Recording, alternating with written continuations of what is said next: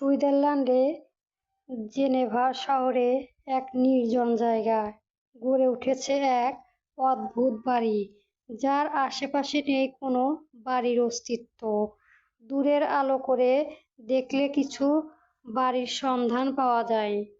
Helicopter এসে থামে এসে বাড়ির সামনে খোলা মাঠে। রাত হেলিকপ্টার থেমে নেমে আলোকে হাত ধরে নামিয়ে দেয়। হেলিকপ্টারের চারপাশে দাঁড়িয়ে রয়েছে বডিগার্ড। রাত আলোকে নিয়ে গাড়িতে ওঠে। গাড়িটা একটু এগিয়ে বাড়ির সামনে হাজির হয়। আলো অবাকের মতো চারপাশে চেয়ে থাকে।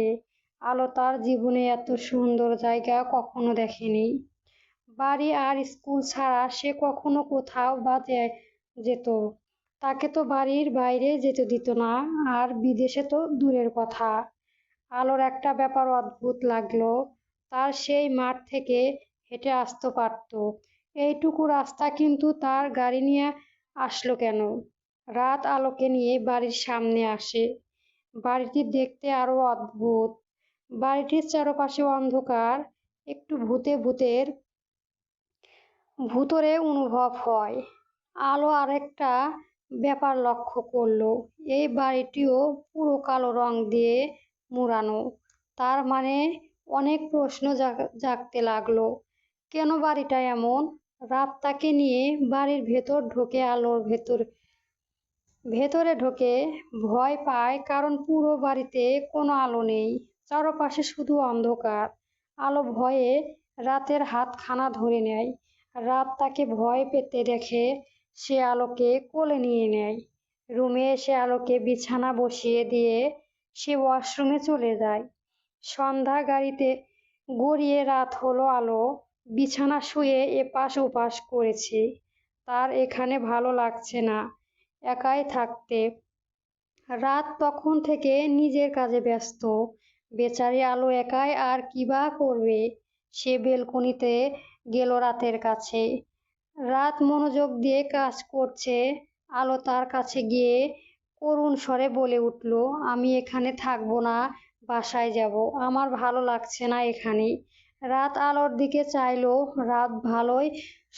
সত্যি তো, মেয়েটা যখন থেকে এসেছে একাই আছে, সেও তার সাথে কথা বলেনি। রাত ল্যাপটপ রেখে আলোকে একটানে তার কোলে বসালো। আলো চুলগুলো কানে গুজে দিতে দিতে বলে উঠল, তাহলে আমি হানা বুন করার সাথে করব। কথা শুনে আলো রহিমা খালার কথা মনে পড়ে যায়। দুজনেই হেসে ওঠে। রাত আলোকে শক্ত করে জড়িয়ে ধরে বসে থাকে। আলো আজ রাতকে স্বেচ্ছায় জড়িয়ে ধরে। রাত আলোর কপালে চুমু খেলো। ঘোর লাগার কণ্ঠে বলে উঠল, অবজেকশন ফর ইউ বেবি। কথাখানা শুনে আলো ভ্রু কুঁচকালো। ভালোবাসি বলতে শুনেছি, প্রেম করে বলতে শুনেছি, কিন্তু অবজেকশন ফর ইউ বলতে প্রথম কাউকে শুনলাম। তার মনে শুরু হলো প্রশ্নের বন্যা। আলোর ভিড় দিয়ে ঠোঁট ভিজিয়ে রাতের উদ্দেশ্যে বলে ওঠে, এটা কথা বলি, don't disturb me baby, just feel me. আলো আর কিছু বলার সাহস পেল না। নিজের জন্য রাতের বুকে আরামদার জায়গা করে নিল আলো। দুইজন মানুষ ছিল নিবিড়, কিন্তু তাদের ভেতরে সমুদ্রের ঢের ন্যায় উতাল পাতাল। 10টা সূর্য মাথার উপর উঠেছে। সূর্য আলো জানালার ভের করে আলোর মুখে এসে পড়েছে। বিরক্ত হয়ে আলো সে নাড়াচাড়া উঠতে লাগলো, কিন্তু পারছে না। রাত তাকে শক্ত করে জড়িয়ে ধরেছে। তার খুব বিরক্তি লাগছে। সে শান্তিতে ঘুমাতে পারছে না। রাতকে নিজের থেকে ছাড়াতে ছাড়াতে বলে ওঠে, উফ, সরুন অসভ্য লোক। রাতের বিরক্তি লাগে। সে ছাড়ে দেয় আলোকে। তার দিকে চেয়ে বলে ওঠে, হোয়াট হ্যাপেন্ড? এরকম জড়িয়ে ধরে ঘুমানো কি আছে? কিছুটা বিরক্তি নিয়ে কথাটা বলে ওঠে আলো।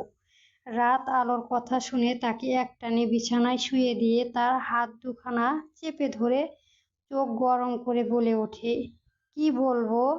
আলো ভয় পায় রাতের এ কাজে। আলো রাতের দিকে চেয়ে আমতা আমতা করে বলে ওঠে, কিছু না। রাত বুঝতে পারে আলো ভয় পেয়েছে, ছেড়ে দেয় তাকে। আলো ছাড়া পেয়ে এক দৌড়ে ওয়াশরুমে গিয়ে দরজা লাগিয়ে দেয়। আলো এহেঙ্কানরা দেখে রাত বিড়বিড় করে বলে ওঠে, ইডিয়েট। আলো ওয়াশরুমে এসে ভাবতে লাগলো রাত তাকে কিভাবে বিছানায় ফেলে দিল। রাত তার কথাটা কাছ থেকে কথাগুলো বলল। এসব ভাবতে গিয়ে বেখেয়ালিভাবে পিছলে ধপ্পস করে পড়ে গেল আলো। সে চিৎকার করে বলে উঠল, ও মা গো, বাঁচাও। আলোর চিৎকার রাত শুনতে পেল। রাত দরজার কাছে এসে চিৎকার করে বলে উঠল, বেবি, কি হয়েছে? রাতের কথা খানে আলো কিছুটা লজ্জা পেয়েছে। সে লজ্জায় চুপ হলো। আলোর কথা বসেছে না দেখে রাত তাড়াহুড়ি করে ওয়াশরুমের আরেকটা চাবি দিয়ে দরজাখানা খুলল। রাত দেখে আলো এখনো পড়ে রয়েছে মেঝেতে। সে গিয়ে আলোকে উঠালো। রাত আর আলোকে কিছু বলল না। রাত আলোকে গোসল করিয়ে তার একখানা শার্ট পরিয়ে দিল, কোলে করে বিছানায় এনে বসিয়ে দিল। আলো কাপড় চেঞ্জ করার জন্য উঠতে গেলে পায়ে ব্যথা পাওয়ার কারণে উঠতে পারছে না। রাত আলোর কাছে এসে চোখ গরম করে রাগী কণ্ঠে বলে উঠল, কি হয়েছে? একটু চুপ করে বসতে থাকতে পারো না? এত ছোটাছুটি করো কেন? এখন যদি বড় কিছু হয়ে যেত তাহলে কি হতো? রাতের কথাখানাতে আলো ভয় পায়। সে চুপ করে বসে রয়। রাত আলোকে রেখে ওয়াশরুমে চলে যায়। প্রায় ঘন্টাখানেক পর রাত ওয়াশরুম থেকে বেরিয়ে আসে। রাত দেখলো আলো এখনো চুপ করে বসে রয়েছে। রাতকে ওয়াশরুম থেকে বেরিয়ে আসতে দেখে আলো শাড়ি নিয়ে ওয়াশরুমে যেতে গেল। রাত তার হাত থেকে এক টানে শাড়িটা নিয়ে বলে উঠল, বেবি, এসব পরে থাকলে আমি আমি তোকে ফিল করতে পারি না। আমার সামনে নেক্সট টাইম এসব পরে আসবি না, চলবে?